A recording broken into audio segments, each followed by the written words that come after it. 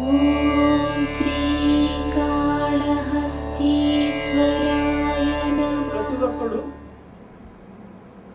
దైవాన్ని చూడాలనుకుంటే ప్రయత్నిస్తే తప్పకుండా చూస్తాడు. అది నా కాన్సెప్ట్. ఒకరి దగ్గర నా వెనక తిరగండి, ఆయన వెనక తిరగండి, ఇదంతా మోసం. నీ వెనకేం తిరిగేది? అనంతుడు, వాడు ప్రపంచం అంతా వాడి ఆధీనంలో ఉంది. వాడు ఎవరికి కావాలంటే వాళ్ళు ప్రార్థించుకుంటూ దొరుకుతాడు. మార్గదర్శి విషయం ఏంటంటే, అయ్యా ఉండేది నిజం దేవుడు, వాడిని మీరు ప్రార్థించండి, తప్పకుండా మీరు కూడా పొందుతారు, నేను పొందాను అని చెప్పడమే.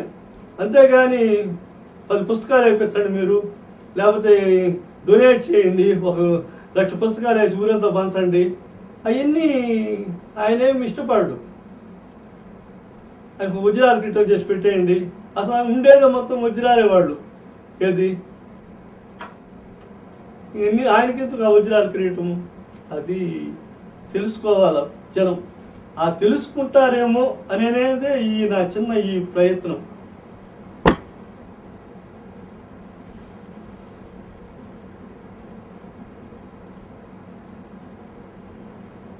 ఈయన నేను రోజు పూజ చేసేటప్పుడు నా ముందర కూర్చొని ఉండేవాడు. ఏంది ఈ ఒక 25 years ఓల్డ్ ఉంటాయి, జుట్టు ఉంది, ఎవరు అని నేను ప్రశ్న నాలో తలెత్తే శివుడు అని జవాబు వచ్చింది. ఈయనకి మెడకాడ నీలంగా ఉంటుంది, ఒక హారిజాంటల్గా చతురస్రంగా, ఆ దాంట్లో ఒక మంచి విరుగు ఉంటుంది. తర్వాత హృదయం కాడ ఒక దీపం, ఒత్తి లేని దీపం లాగా ఉంటుంది, దగ్గ మెరుస్తూ. ఇది పరమాత్మ స్వరూపం. ఇటువంటి దీపం మనలోనూ ఉంటుంది, కాస్త చిన్న సైజులో. దీన్ని గుర్తించినావంటే మొదట నువ్వు మళ్ళీ దాన్ని గుర్తిస్తావు.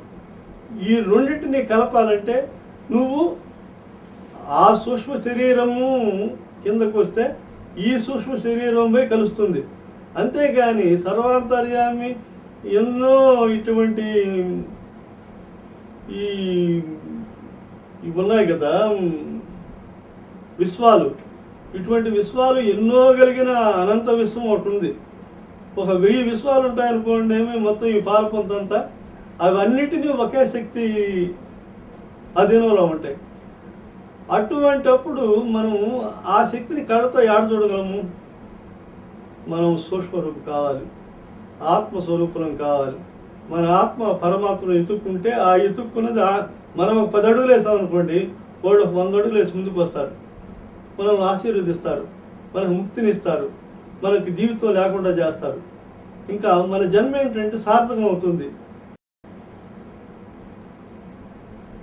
అందుకని ఆ ప్రయత్నం చేయాలనేది నా ఉద్దేశం. ఈయన కూడా శివుడే. ఆ హెయిర్ ఫాలింగ్ అలా ఉంటుంది, అంత పొడుగు. దీంట్లో ఒక రంగుళము కట్టయి పడితేనే ఒక విశ్వవృక్షమైంది. ఆయన ఎప్పుడు యోగి, నిరంతరము యోగంలో ఉంటాడు. ఎప్పుడు భోగి, నిరంతరం భోగంలో ఉంటాడు. భోగంలో ఉండకపోతే సృష్టి జరగదు. యోగంలో ఉండకపోతే ఇది ఎట్లంటే, మనం టీవీ చూస్తున్నాం, కరెంట్ ఉంటే టీవీ వస్తుంది. కరెంట్ ఉన్నా కూడా యాంటీనా సహకరించకపోతే టీవీలో బొమ్మ రాదు. అదేవిధంగా మన శరీరం కూడా ఆ పవర్ వచ్చినాక, మ్యాగ్నెట్ పవరు, మనం ఏది కావాలంటే, ఏ లోకానికి పోవాలంటే సూక్ష్మ శరీరంతో ఆ లోకానికి పోవచ్చు, చూడవచ్చు, అన్నీ గమనిస్తుంది. అది ఆ పవర్ని పెంపొందించుకోవాలంటే నీలో ఉండే ఇలా పింగళ నాడు 2 ఉన్నాయి. ఆ సుషుమ్న నాడి దగ్గర బల్బు వెలుగుతుంది, అంటే ప్లస్ మైనస్ కలిస్తే బల్బు వెలుగుతున్నట్టు. నీలో ఉన్న పవరు ఒక 0 వోల్ట్కి సరిపోయేదైతే నువ్వు 1000 volts ఎట్లా వెలిగించగలవా? వెలిగించలేదు.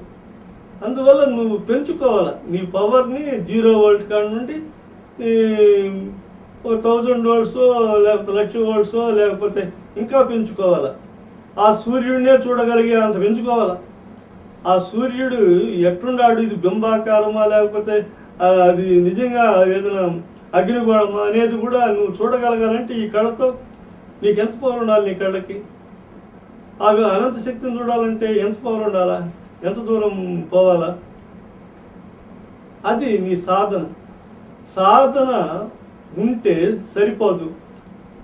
సక్రమైన పద్ధతిలో దాన్ని నడుపుకుంటూ అహంకారం లేకుండా ఆత్మవిశ్వాసంతో ముందుకు పోవాలి.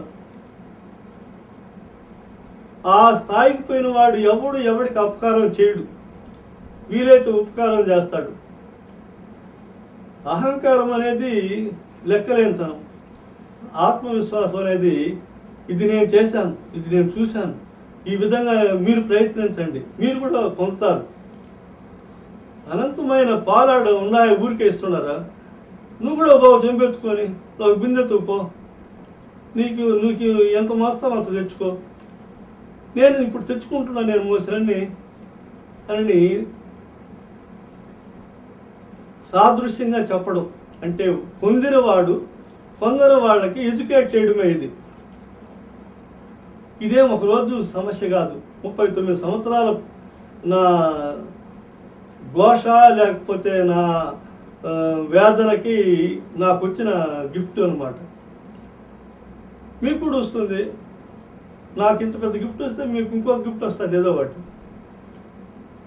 అట్లా మిమ్మల్ని కార్యోన్ముఖం చెయ్యాలా ఈ జనాన్ని, అంతేగాని శిలల వైపు, శల్యాల వైపు, సమాధుల దగ్గర ఏదో ఒక బండాలకి మొక్కని అవసరం లేదు. అది ఆ నేర్చుకునేటప్పుడు చేసే పనులు, గుంటశాల రాసేది, నడిచేది. మీరు మళ్ళీ పాఠాలకు వచ్చేసినాక మీకు మళ్ళీ చదవరు, మళ్ళీ పెద్ద పుస్తకాలే చదువుతారు. అందువల్ల ఏంటంటే ఆ పెద్ద పుస్తకం చదివి దాన్ని రీసెర్చ్ చేసి దాంట్లో ఏముందో తెలుసుకునేదానికి బాగా ప్రయత్నించు. ఈ జన్మలో కంటే పై జన్మలో తెలుసుకుంటావు, నువ్వు కూడా ముక్తుడు అవుతావు. ఇది డబ్బు ఏముంది, ఈరోజు వస్తుంది రేపు పోతుంది, కానీ అది అట్టగాదే. మనిషి చచ్చిపోయేదాకా డబ్బు అంటాడు, మిద్దులు అంటాడు, మేడలు అంటాడు, కార్లు అంటాడు, షికార్లు అంటాడు, మాంసాలు అంటాడు, మందు అంటాడు, అన్నీ అంటాడు. అవన్నీ తినేసి అయిపోయినాక, ఎగ్జాస్ట్ అయిపోయినాక చనిపోతాడు. వాడికి లివర్ వచ్చిందో లేకపోతే ఏదో వచ్చేసింది తాగుడు వల్ల అన్నారు అనుకోండి, బతకాలనుకుంటాడు.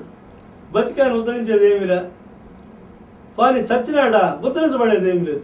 ఎందుకంటే అట్ట ఆ శివుడిలోనూ ఐక్యం కాలేడు, ఇటు ప్రజలకి పనికిరాడు, వాడకు పోతున్న దేంగానాడు తిరుగుతూ ఉంటాడు. మళ్ళీ వాడికి ఒక సమయం వచ్చినప్పుడు ఇంకోరకు పుడతాడు, అంతే. అట్టాటి జన్మ వద్దు. అది కోరుకునేది మంచి జన్మ, చాలా గుర్తింపు గల జన్మ. అటువంటి పొందేదాన్ని ప్రయత్నించండి. ఎవరైనా తృప్తిగా బ్రతకండి, తృప్తిగా జీవించండి. ఏదో మాయా మాటలు చెప్పేసి వాళ్ళ దగ్గర ఏదో పెరుక్కొని వాళ్ళని అన్యాయం చేయబాకండి.